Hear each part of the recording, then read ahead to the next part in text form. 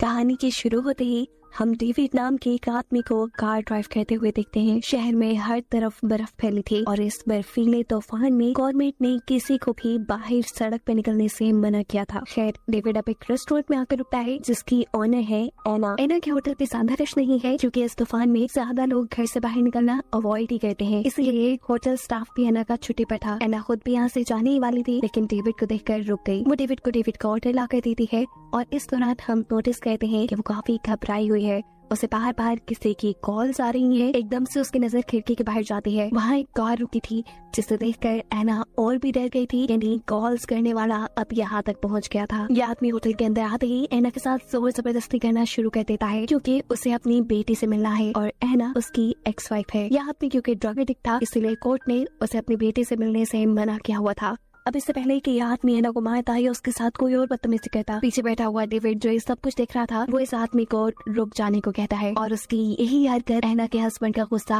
और बढ़ा देती है। गुस्से में ही वो डेविड से लड़ने के लिए डेविड तक पहुंच जाता है लेकिन डेविड बहुत ही काम बैठा हुआ था जो उससे कहता है तुम्हारे पास दो ही ऑप्शन है, या तो अब मेरे से लड़कर जेल चले जाओ या फिर आप आराम से घर जाओ, अपनी नशा छोड़ने की तैयारी करो और फिर जज से अपनी बेटी वापस ले लो। यह आदमी डेविड की पुलिस को बुलाने वाली बात से डर गया था इसलिए चुपचाप वो वहाँ से चला जाता है और उसका जाना एना को रिलैक्स कर गया था। ये सब डेविड की वजह से हुआ था। डेविड की समझदारी ने ये सिचुएशन इतने आराम से हैंडल कर ली थी और इसी वजह से एना डेविड से इम्प्रेस हुए बगैर नहीं रह सकी। क्या वो बैठकर डेविड से बात करती है तो उसे पता चलता है कि डेविड मैरिड है। एना का एक्स हस्बैंड अब जाते हुए डेविड की कार का मिरर भी तोड़ गया था लेकिन डेविड उसके लिए भी खामोश रहता है। वो टेप से अपने साइड मिरर को चिपका कर अपने रास्ते पे आगे बढ़ जाता है। तूफान बहुत तेज था, बारिश हो रही थी, आगे बढ़ना वैसे ही मुश्किल लग रहा था और साथ ही डेविड के कार का फ्यूल भी खत्म हो चुका था, इसलिए रास्ते में डेविड फ्यूल डलवाने के लिए रुक जाता है और इसी दौरान यहाँ से गुजरता है एना का एक्स हस्बैंड। उसे पहले ही डेविड पे गुस्सा था, वो अपना सारा गुस्सा यहाँ डेविड पे निकालना चाहता था लेकिन इससे पहले कि वो अपना प्लान अंजाम दे देता एक पुलिस कार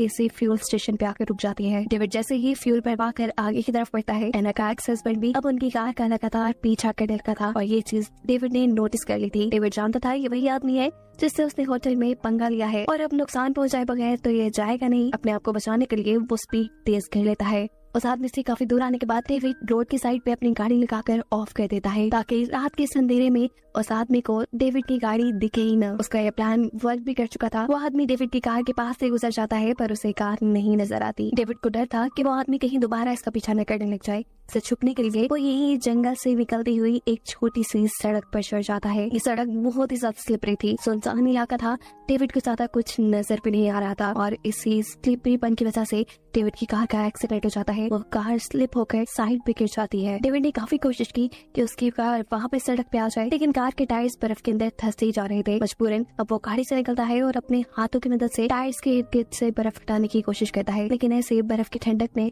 उसके हाथ जख्मी कर गए थे। उसे लग रहा था कि अब उसके हाथ टूट जाएंगे। मजबूरन वो अब वापस कार में बैठकर अपनी कार का हीटर ऑन करके अपने हाथों को सेकने लग जाता है। डेविड समझ चुका था कि उसका अब यहाँ से निकलना नामुमकिन है तब तक जब तक कोई हेल्प के लिए आना। उसके मोबाइल में सिग्नल भी नहीं थे कि वो पुलिस को कॉल कर सके। मदद पता नहीं कब आती क्योंकि गवर्नमेंट ने सड़कों पे लोगों को निकलने से मना किया था और ये तो वैसे ही बड़ी वीरान सड़क थी। यही सोचते हुए उसने अपनी कार की बैटरी भी ऑफ कर दी थी। वो अब यहाँ एक सिगरेट लगाता है और उसे पीते पीते ही सो जाता है। सुबह उसकी आँख किसी जानवर के गुर्राने की आवाज से खुली थी। कोई जंगली जानवर उसके आसपास था जिसके डर में डेविड अपनी कार से बाहर भी नहीं निकलता। इस टाइम उसके पास खाने पीने को कुछ भी नहीं था इसीलिए वो अपना यूरिन भी स्टोर कर लेता है। डेविड के दिमाग में अब ये बात भी आती है कि अगर ऐसे ही गाड़ी यहाँ खड़ी रही तो बर्फ गाड़ी को पूरी तरह ढक लेगी, फिर कोई ये गाड़ी नहीं देख पाएगा और उसका यहाँ से निकलना और भी ज्यादा मुश्किल हो जाएगा। इसलिए वो अब कार से बाहर निकलता है। दूरबीन से आसपास देखने पर उसे दूर कहीं धुआं नजर आ रहा था, यानी वहाँ इंसान रहते होंगे। इसी उम्मीद में वो कार से निकल जाता है कि शायद वहाँ उसे कोई मदद मिल जाए।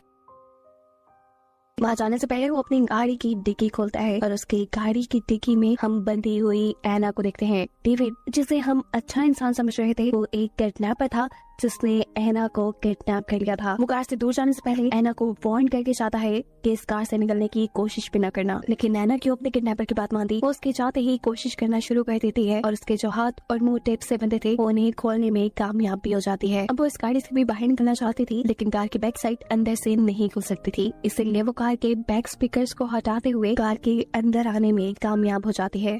कार के अंदर आते ही वो कार का दरवाजा खोल के बाहर भाग जाती है लेकिन बाहर बहुत ज्यादा ठंड थी और दूर दूर तक उसे जब कोई इंसानी जगह नहीं नजर आती तो उसे बेहतर वापस कार में जाने लगता है, जहाँ एटलीस्ट वो सर्दी से तो बच सकती थी। हाथ पांव उसने अपने खुलवा लिए थे। डेविड से भी मुकाबला करने के वो अब काबिल हो चुकी थी, इसलिए है ना कार के अंदर वापस जाकर बैठ जाती है क्योंकि सर्दी बहुत ज्यादा बढ़ चुकी है। और दूसरी तरफ अब हम डेविड को देखते हैं। धुएं वाली जगह पहुंचने के चक्कर में वो कार से बहुत दूर आ चुका था और अब उसका पाँव भी एक गड्ढे में फंसकर टूट चुका था। उसकी हालत बहुत खराब थी, उसके पाँव से बहुत ज्यादा खून निकल रहा था। उसे यहाँ उठा नहीं जाता, लेकिन उसे हिम्मत करनी पड़ती है क्योंकि अगर वो कुछ देर ही ऐसे और बर्फ में पड़ा रहता तो मर जाता। डेविड अब रेंगते हुए वापस कार के पास आने का फैसला करता है, जहाँ एना अब कार में से अपने बचाव के लिए चीजें ढूंढ रही थी, लेकिन उसे यहाँ टेप और क्लोरोफॉर्म के अलावा कुछ नहीं मिलता, इसलिए वो इन दोनों चीजों को अपने पास संभाल के रख लेती है। हम देखते हैं कि डेविड भी घसीटता हुआ कार के पास आ चुका था। वो कार का दरवाजा खोलकर कार के अंदर बैठ जाता है। अपनी पैंट काट कर अपना जख्म देखने पर उसकी भी हालत खराब हो गई थी क्योंकि उसकी टांग की हड्डी इतनी बुरी तरह टूटी थी कि गोश्त को पार करते हुए वो बाहर निकल आई थी। दर्द में वो बहुत बुरी तरह चिल्ला रहा था। उसने अपने पास पड़ी एक वायर को अपनी टांग के ऊपर की तरफ बांध लिया ताकि ज्यादा ब्लीडिंग न हो। अपने अंदर थोड़ा कम करने के लिए वो यहाँ जैसे ही हीटर ऑन करता है तो उसे पता चल जाता है कि उसकी कार में छेड़छाड़ की गई थी। वो समझ गया था कि एना के अलावा तो यहाँ कोई हो ही नहीं सकता। इससे पहले कि वो अपना चाकू उठाकर पीछे एना के ऊपर फायर करता, एना उसे ही अचानक से क्लोरोफॉर्म सुंघाकर बेहोश कर देती है। बेहोशी में ही उसने एक ख्वाब देखा जहाँ वो इसी बर्फीले जंगल में है। सामने उसके मरा हुआ जानवर है और उसके दोनों हाथों पे खून लगा है। ये ख्वाब देखते ही वो डर कर उठ जाता है। होश में आने पर वो देखता है कि एना ने उसके हाथ स्टीयरिंग से बांध दिए थे और उसके गर्दन को सीट से। एना उससे सवाल करती है कि तुम मुझे यहाँ कहाँ ले आए हो और मेरा फोन कहाँ है। जवाब में डेविड बताता है कि तुम्हारा फोन मैंने फेंक दिया था और हम इस टाइम कहाँ हैं ये मुझे भी याद नहीं क्योंकि मैं रास्ता भटक गया था। एना उससे कहती है जो भी है अब तक मेरी मॉम ने पुलिस को कॉल कर दी होगी, पर डेविड बताता है ऐसा नहीं किया होगा क्योंकि तुम्हारा फोन फेंकने से पहले मैंने तुम्हारी मॉम को मैसेज कर दिया था कि तुम अपने एक्स हस्बैंड के साथ हो। और ये सुनकर एना बिल्कुल शॉक हो गई। एना उसका वॉलेट और फोन नहीं लेती है, लेकिन उसके फोन में भी सिग्नल नहीं थे। यहाँ डेविड उससे कहता है बेशक मैं तुम्हारी कैद में हूँ, लेकिन फिलहाल हम दोनों मुश्किल में हैं और हम दोनों के पास जिंदा रहने के लिए सिर्फ एक ही कार ही सोर्स है, इसलिए हमें इसका इस्तेमाल देखभाल कर करना चाहिए। एना उसकी बात मानते हुए कार का हीटर बंद कर देती है ताकि कार की बैटरी खत्म न हो जाए। इसके बाद वो डेविड का वॉलेट चेक करती है जहाँ पे बहुत सारी फेक आईडीज थी, जिसका साफ मतलब था कि डेविड एक फ्रॉड आदमी है और कभी वो एक जगह टिक कर नहीं रहता। एना बहुत ज्यादा थकी हुई थी, उसे नींद भी आ, इसलिए वो डेविड की कार में रखी हुई बच्चों वाली सीट को उठाकर कार से बाहर फेंक देती है ताकि वो यहाँ आराम से सो सके। लेकिन डेविड के होते हुए आराम से कैसे सो सकती थी, इसलिए सोने से पहले वो डेविड को भी क्लोरोफॉर्म सुखाकर बेहोश कर चुकी थी। इस मर्तबा भी बेहोशी में डेविड वही ख्वाब देखता है जो उसने पहले देखा था। इस बर्फीली जगह पे एक मरा हुआ जानवर जिसका खून डेविड के हाथों पे लगा था। डर के मारे इस मर्तबा भी डेविड होश में आ जाता है, लेकिन होश में आते ही वो देखता है कि एना पहले से ही जाग चुकी थी।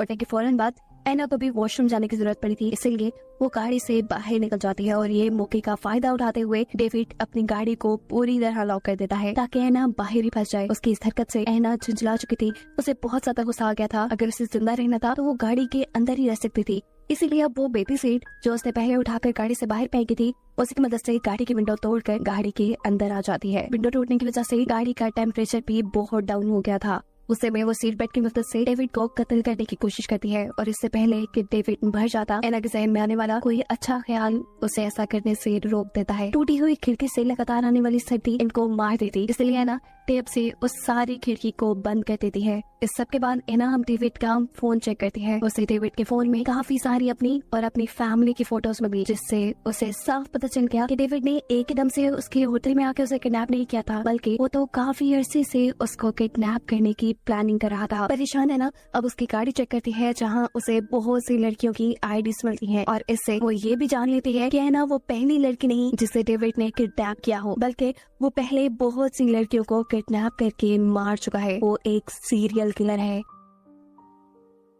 झुंझला कर एना डेविड से सवाल करती है तुम इतनी सारी लड़कियों को कैसे मारते हो और आज तक कितनी लड़कियों को मारा है। जवाब में डेविड कहता है याद नहीं क्या। वो एना को अपनी पहली किलिंग की स्टोरी सुनाना शुरू करता है। सबसे पहली लड़की को बेवकूफ बनाकर मारने के लिए उसने पूरी प्लानिंग की थी। उसने अपना हुलिया शरीफ बना लिया, अपने हाथ में एक अंगूठी पहन ली जिससे वो मैरिड लगे और अपनी गाड़ी की बैक साइड पे एक बच्चों वाली सीट रख ली जिससे ये फील हो कि वो एक फैमिली वाला है। और ऐसे किसी काम में इन्वॉल्व नहीं हो सकता। घंटों सड़क पे गाड़ी चलाने के बाद उसे एक लड़की मिली जिसे लिफ्ट चाहिए थी। डेविड बताता है मैंने उसे गाड़ी में बिठा लिया। पहले पहले तो सब नॉर्मल चल रहा था, वो मेरे से फ्रैंक हो चुकी थी, लेकिन आहिस्ता आहिस्ता फिर मेरी बात हुई, उसे डराने लगी। वो पुलिस को कॉल ही करने वाली थी, लेकिन उससे पहले ही मैंने उसे पकड़कर चाकू से मार डाला। डेविड बताता है वो मेरा पहला मर्डर था और उसके बाद मैंने अनगिनत मर्डर किए, जिनमें से कुछ तो अभी तक मुझे याद भी नहीं। उसकी बात ये हैना को डरा रही थी, इसलिए हैना उसके मुंह पर टेप लगा देती है। डेविड सो जाता है और हैना भी यहाँ सोने की कोशिश करती है, लेकिन अचानक से उनकी कार के ऊपर कोई हमला कर देता है। ऐसा लग रहा था कि कोई जंगली जानवर है, लेकिन जब वो क्रिएचर उनकी कार के फ्रंट मिरर पे हाथ मारती है, तब जाकर इन्हें पता चलता है कि वो क्रिएचर कोई इंसान है या इंसान जैसी है। इससे पहले कि ये क्रिएचर इनकी गाड़ी तोड़कर इन्हें मार देता, हैना जल्दी से कार स्टार्ट करती है और बहुत मर्तबा कार को हॉर्न दे देकर उसे यहाँ से भगाने में कामयाब हो जाती है। डेविड इस क्रिएचर के यहाँ तक पहुँचने का जिम्मेदार हैना को मान रहा था, लेकिन हैना उसे याद करवाती है कि उसका खून जो बाहर बर्फ में पड़ा है उसी की वजह से ये क्रिएचर यहाँ आई। डेविड का जख्म अब बिल्कुल काला पड़ चुका था, उसके पास वक्त बहुत कम था, ये भी हो सकता था कि वो यहीं मर जाता। हैना यहाँ डेविड को इस क्रिएचर के बारे में बताती है और कहती है ये क्रिएचर कोई इंसान नहीं थी, बल्कि ये एक रूह थी, एक भूत था। यहाँ पर रहने वालों का मानना है कि ये क्रिएचर यहाँ पे आए बुरे लोगों को उठाकर मार देती है और अपने शिकार को मारने से पहले वो उसके ख्वाबों में आकर उसे डराती है। ये सुनकर अब डेविड पूरी तरह डर चुका था, क्योंकि उसे भी ख्वाब में कई मरतबा एक क्रिएचर नजर आई थी। उनकी इन्हीं बातों के दौरान उनकी कार की बैटरी भी खत्म हो जाती है, जिससे हीटर बंद हो जाता है। अब इनकी हालत इतनी खराब हो गई थी कि मजबूरन इन दोनों को करीब आना पड़ा ताकि एक दूसरे की बॉडी हीट से ये लोग जिंदा रह सके। डेविड को लग रहा था कि वो अब यहाँ मरने वाला है, इसलिए वो हैना को अपनी कहानी बताता है कि आखिर क्यों उसने ये मर्डर्स करना शुरू किए। वो जब छोटा था तब उसकी माँ उस पर बहुत जुल्म करती थी और इसी वजह से वो इतना सख्त दिल हो गया। उसने सबसे पहले अपनी मॉम को मारा था और अब इन लड़कियों को मारकर वो अपने आप को स्ट्रॉन्ग फील करता था, लेकिन असल बात ये थी कि वो लड़कियों से डरता था। हैना भी यहाँ अपनी दुखिया स्टोरी सुनाती है कि जब वो भी छोटी थी तो उसके डैड उसके साथ अच्छा सलूक नहीं करते थे। सालों तक वो ये सब बर्दाश्त करती रही और फिर एक दिन उसने अपनी मॉम को सब सच बता दिया, जिसके बाद उसके डैड को जेल हो गई। हैना को लग रहा था कि मरते हुए डेविड के दिल में रहम आ गया है, इसलिए वो हैना के साथ अच्छा बिहेव कर रहा है, लेकिन वो तो ये सब करके सिर्फ हैना को बेवकूफ बना रहा था। हैना को बातों में लगाकर वो अपने हाथ पांव छुड़वा चुका था और इससे पहले कि हैना को समझ पाती, वो हैना का गला घोटकर उसे मारने की कोशिशों में लग जाता है। अभी हैना पूरी तरह मरी नहीं थी कि अचानक कोई उनकी गाड़ी का दरवाजा खुलता है। बाहर से अंदर आने वाली वही स्पिरिट, वही क्रिएचर थी जिसकी कहानी हैना ने डेविड को सुनाई थी। साथ में वो हैना को भी ले जाने वाली थी, लेकिन हैना अपने आप को बचाने के लिए अपनी वो जैकेट ही उतार देती है जिसे उस क्रिएचर ने पकड़ा हुआ था। ऐसे क्रिएचर के हाथ सिर्फ डेविड ही लगता है। डेविड के यहाँ से ले जाने के बाद हैना जल्दी से अपनी कार को लॉक कर लेती है और वो क्रिएचर दोबारा यहाँ आकर उसे ढूंढ न ले इसलिए वो कार के ट्रंक में छुप जाती है। उसने कोई मोटे कपड़े भी नहीं पहने हुए थे, शायद ये सर्दी अब उसे मार देती, लेकिन उसकी किस्मत अच्छी थी। ये बर्फीला तूफान रुक जाता है और बर्फीले तूफान के रुकते ही बर्फ हटाने वाली गाड़ियां यहाँ आ जाती हैं, जिसके ड्राइवर की नजर इस कार पर भी पड़ जाती है। वो जैसे ही इस कार के पास आता है तो उसे यहाँ मरे हुए डेविड के ऑर्गन नजर आ रहे थे। गाड़ी को अच्छी तरह चेक करने पे उसे गाड़ी में कोई नहीं मिला, लेकिन फिर जब वो गाड़ी की डिक्की खोलता है तो वहाँ हैना थी। सर्दी की वजह से उसकी हालत काफी खराब थी, लेकिन अभी भी वो जिंदा थी, जिसे अब रेस्क्यू कर लिया जाएगा। उसकी जान बच जाएगी और यही दिखाते हुए ये कहानी